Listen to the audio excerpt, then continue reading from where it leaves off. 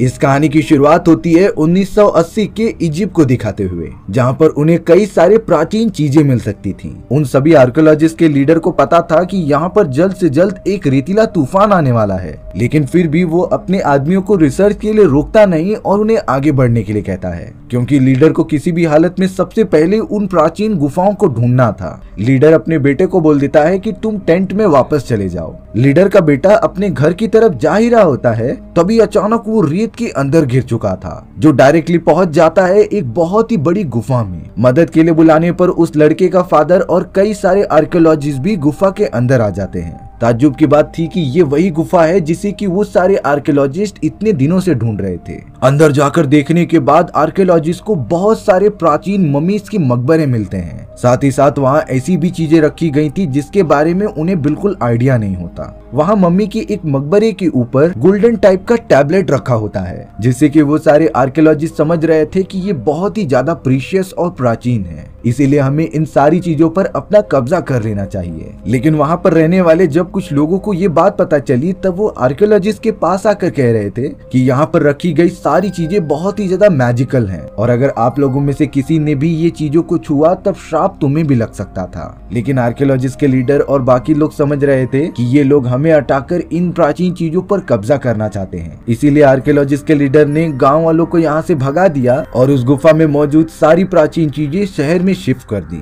अब हमें यहाँ कई सालों बाद का सीन दिखाया जा रहा था, जहाँ लैरी नाम का एक आदमी म्यूजियम में बहुत ही जिम्मेदारी वाला काम कर रहा होता है। दरअसल इस म्यूजियम के अंदर वही सारी प्राचीन चीजें मौजूद थीं जो कई सालों पहले आर्कियोलॉजिस्ट ने इजिप्ट की गुफाओं में से लेकर आए थे। ताज्जुब की बात ये थी कि किसी न किसी जादू की वजह से म्यूजियम के सारे प्राचीन स्पीसीज और ममीज जिंदा हो गए थे। डायनासोर्स के बड़े बड़े स्केलेटन से लेकर वो सारे प्राचीन लोग भी जिंदा हो गए थे, जिनके सिर्फ पुतले मौजूद होते हैं। लैरी को ये चीजें पता थी, इसीलिए उसने सारे प्राचीन लोगों के साथ दोस्ती करके म्यूजियम को बहुत ही ज्यादा फेमस कर दिया था, और अब तो वो बड़े बड़े बिजनेसमैन के सामने मिलकर एक शो करना चाहता है जिससे म्यूजियम के ऊपर और भी ज्यादा पैसे इन्वेस्ट किए जाएं। लैरी के पास कैप्टन आ जाते हैं जो घोड़े पर सवार थे। वो कह रहे होते हैं कि स्टेज परफॉर्मेंस के लिए हमने सारी तैयारी कर ली है, सिर्फ अब हमें बिजनेसमैन को इम्प्रेस करना है परफॉर्मेंस दिखाकर। अब एक इजिप्शियन फेरो लैरी के पास आकर कह रहा था कि वो गोल्डन टैबलेट जिसकी वजह से ये सारे प्राचीन लोग जिंदा हुए थे, उसके ऊपर थोड़ा जंग लगना स्टार्ट हो गया है, और सच में वो गोल्डन टैबलेट जंग खा रहा था। बट लैरी इजिप्शियन फेरो की इस बात पर ज्यादा ध्यान नहीं देता, क्योंकि उसे अपना शो करवाना था। इसीलिए लैरी इजिप्शियन फेरो की बात इग्नोर करके वहाँ से निकल जाता है। अब सारे बिजनेसमैन म्यूजियम की उस स्टेज शो को देखने के लिए आ गए थे। लैरी के साथ जो भी प्राचीन लोग जिंदा हुए होते हैं वो पूरा ट्राई कर रहे थे अपना परफॉर्मेंस अच्छे से देने का, लेकिन वो गोल्डन टैबलेट पहले से अब काफी ज्यादा जंग खाते जा रहा था, और अब आधे से ज्यादा जंग खाने के कारण उस गोल्डन टैबलेट का असर भी खत्म हो चुका होता है, जिससे कि म्यूजियम की सारी प्राचीन चीजें जो जिंदा हो चुकी थी वो धीरे धीरे आउट ऑफ कंट्रोल होकर पत्थर में कन्वर्ट होती जा रही थी। स्टेज पर परफॉर्म कर रहे अब सारे प्राचीन लोग और जानवर पूरी तरीके से अपनी मनमर्जी की चीजें करने लग जाते हैं। कैप्टन तो बिजनेसमैन के बीच में आकर लैरी पर ही गोली चलाने वाला था, क्योंकि गोल्डन टैबलेट के अंदर खराबी आने के कारण वो अपनी याददाश्त भूल चुके थे। अब शो के अंदर ये सारी अश्लील चीजें देखने के बाद म्यूजियम का डायरेक्टर शो को पूरी तरीके से बंद कर देता है। डायरेक्टर को लग रहा था कि ये सारी चीजें लैरी नहीं की है, इसीलिए वो उसके ऊपर भी गुस्सा होता है। अब यहाँ लैरी नहीं समझ पा रहा था कि आखिर इतने समय बाद गोल्डन टैबलेट को हो क्या रहा है, जिससे कि म्यूजियम की सारी चीजें एकदम से आउट ऑफ कंट्रोल हो जा रही थी। लैरी अब लगातार इस बारे में पता करने लग गया। थोड़ी रिसर्च करने पर उसे ये आइडिया हुआ कि कई साल पहले जब ये गोल्डन टैबलेट इजिप्ट की गुफाओं में से निकाला गया, तो वो लड़का जो कि गुफा में गिरा था वो अभी भी जिंदा है। हाँ, इतने साल बीतने के बाद वो अब काफी बूढ़ा हो चुका था, इसीलिए लैरी उस गोल्डन टैबलेट के बारे में कुछ इन्फॉर्मेशन लेने के लिए उसके पास चला गया। वो बूढ़ा आदमी लैरी को बता रहा होता है कि हमने ये गोल्डन टैबलेट लेके तो आ गए, लेकिन वहाँ के गांव वालों ने हमें इन्फॉर्म किया था कि इस गोल्डन टैबलेट को छूने पर सभी लोग श्रापित हो जाएंगे, और एक समय के बाद गोल्डन टैबलेट का मैजिक भी धीरे धीरे कम हो जाएगा। उस बूढ़े आदमी ने लैरी को बताया कि अगर तुम्हें इस बारे में और भी ज्यादा जानकारी पता करनी है, तब तुम्हें इंग्लैंड के बहुत ही बड़े म्यूजियम में जाकर पता करना होगा। वहाँ पर तुम्हें इस गोल्डन टैबलेट के बारे में काफी सारी इंफॉर्मेशन मिल सकती है। लैरी तो अब म्यूजियम के डायरेक्टर डायरेक्टर के पास आकर कहने लगता है कि आप प्लीज मुझे गोल्डन टैबलेट लेकर इंग्लैंड के म्यूजियम में जाने की इजाजत दे दो, क्योंकि आज स्टेज पर जो भी सारी चीजें हुई वो इसी गोल्डन टैबलेट की खराबी की वजह से हो रही थी। बट यहाँ म्यूजियम का डायरेक्टर कह रहा था कि इतनी बेकार परफॉर्मेंस की वजह से तुम्हें जॉब से निकाल दिया गया है। लैरी बता रहा था कि म्यूजियम में जितनी भी सारी चीजें जिंदा होती हैं वो इसी गोल्डन टैबलेट की वजह से होती थी, और अगर ये खराब हो गई तो सारी चीजें वापस से पुतले बन जाएंगे और आपका म्यूजियम भी पूरी तरीके से बंद हो जाएगा। लैरी बताता है कि अगर आप परमिशन दे दो तो मैं इंग्लैंड जा सकता हूँ, क्योंकि इंग्लैंड वालों को अभी तक पता नहीं होगा कि मुझे काम से निकाल दिया गया है। बहुत ज्यादा सोचने के बाद म्यूजियम के डायरेक्टर ने परमिशन दे दी थी और अब गोल्डन टैबलेट के साथ साथ काफी सारे प्राचीन लोगों को इंग्लैंड के म्यूजियम में शिफ्ट किया जा रहा था। लैरी भी जल्द से जल्द फ्लाइट पकड़ के इंग्लैंड पहुंच जाता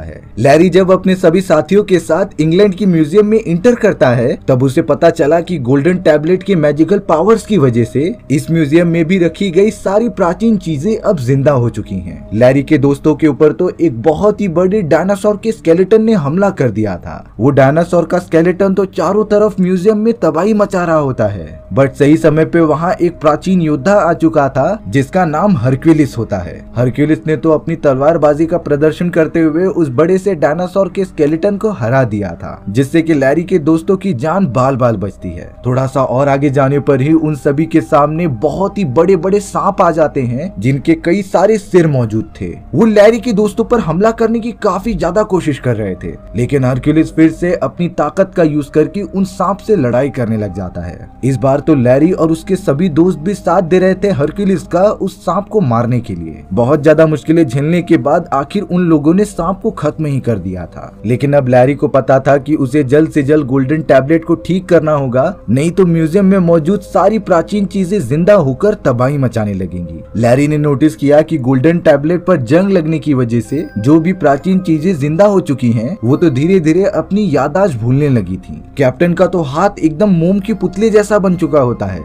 यानी कि अगर गोल्डन टैबलेट को ठीक नहीं किया गया तो लैरी के सारे प्राचीन दोस्त मारे जाएंगे। लैरी ने ये भी देखा कि उसकी टीम से कुछ लोग गायब हो चुके हैं, इसीलिए अब लैरी ने अपने प्राचीन पालतू मंकी को भेज दिया उन्हें ढूंढने के लिए, और खुद बाकी साथियों के साथ निकल पड़ा गोल्डन फैरो के पेरेंट्स के पास, जो शायद नीचे वाले मम्मी के मकबरे के पास मौजूद होंगे। अब हमें दूसरी तरफ दो लोग दिखाए जाते हैं जो लैरी के टीम में शामिल थे, लेकिन पता नहीं कैसे वो एक ऐसी जगह पर फंस जाते हैं जहाँ बहुत सारे लावा उनकी तरफ बढ़ रहे थे। वो मंकी जल्द से जल्द उन दोनों को ढूंढ लेता है, और अब एक पॉइंट ऐसा आ गया था जब वो दोनों मरने वाले थे गरम गरम लावा में जलकर, तभी मंकी ने दिमाग लगाकर उस जलते हुए लावे को कहीं और से ठंडा कर दिया, जिससे कि दोनों की जान बच जाती है। अब यहाँ लैरी बाकी सभी के साथ इजिप्शियन फेरो के पेरेंट्स के पास आ जाता है। फेरो अपने पेरेंट्स को इतने साल बाद देखकर बहुत ही ज्यादा खुश हो रहा था। लैरी ने फेरो के पेरेंट्स को सारी बातें बताई कि किस तरीके से गोल्डन टैबलेट खराब होता जा रहा है। गोल्डन टैबलेट को चांद की रोशनी से शक्ति मिलती थी, लेकिन अब तो ये भी नहीं काम करती, और अगर गोल्डन टैबलेट इसी तरीके से खराब होता चला गया तो इसके मैजिक द्वारा जिंदा हुई सारी प्राचीन चीजें भी खत्म हो जाएंगी। इसीलिए उन सभी को जल्द से जल्द गोल्डन टैबलेट को ठीक करने का तरीका ढूंढना ही पड़ेगा। तभी अचानक हरक्यूलिस, जो एक बहुत ही बहादुर योद्धा था, उसने जब गोल्डन टैबलेट को देखा तब उसे लग रहा था कि ये एक नक्शा है जो हरक्यूलिस के राजमहल तक लेकर जाएगा। इसीलिए अब हरक्यूलिस अपनी ताकत दिखाते हुए वो गोल्डन टैबलेट अपने हाथ में ले लेता है और वहाँ से सभी को चकमा देकर भागने लगता है।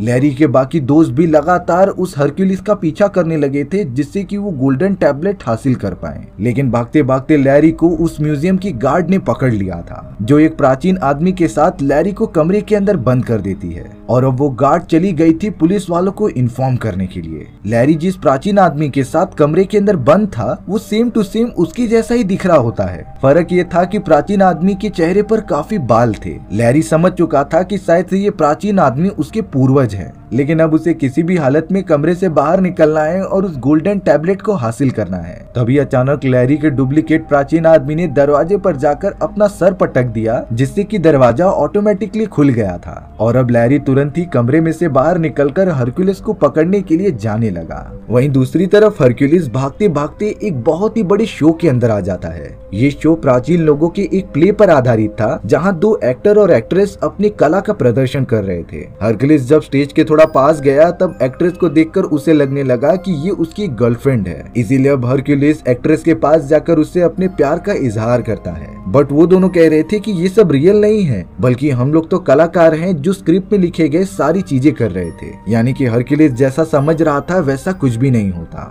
वहाँ पर मौजूद सभी लोग हरक्यूलिस को देखकर शॉक हो गए थे कि ये बीच में क्या कर रहा है। तभी उस जगह पर लैरी अपने बाकी दोस्तों के साथ आ जाता है हरक्यूलिस से वो गोल्डन टैबलेट छीनने के लिए। हरक्यूलिस तो टैबलेट को लेकर वहाँ से भागते हुए बिल्डिंग के एकदम टॉप पर पहुँच गया था। लैरी भी हरक्यूलिस का पीछा करते हुए टॉप पर पहुँच जाता है और उन्हें बताने लगता है कि आप जैसा सोच रहे हो वैसा बिल्कुल भी नहीं है। दरअसल हरक्यूलिस को लग रहा था कि ये गोल्डन टैबलेट एक नक्शा है जो उसे उसके खोए हुए राजमहल तक पहुंचा देगा। बट अब यहाँ गोल्डन टैबलेट में इतनी ज्यादा जंग लग चुकी थी कि उसके द्वारा जिंदा हुए सारी चीजें मोम के पुतले बनने लग जाते हैं। लैरी के सभी दोस्त कैप्टन से लेकर सारे जानवर भी मोम के पुतले में कन्वर्ट होने लगे थे। यहाँ तक कि हरक्यूलिस की नाक भी एकदम पिघलने लग जाती है। तब जाकर लैरी हरक्यूलिस को सब कुछ बताता है कि आप लोग एक मोम के पुतले हो जो इसी टैबलेट की वजह से जिंदा हो पाए हो, और अगर ये टैबलेट नहीं रहेगा तब आप सब भी खत्म हो जाओगे। और हरक्यूलिस जिस तरीके से सोच रहा था कि वो अपने राजमहल में पहुंच जाएगा, वो तो कई साल पहले ही खत्म हो चुका होता है।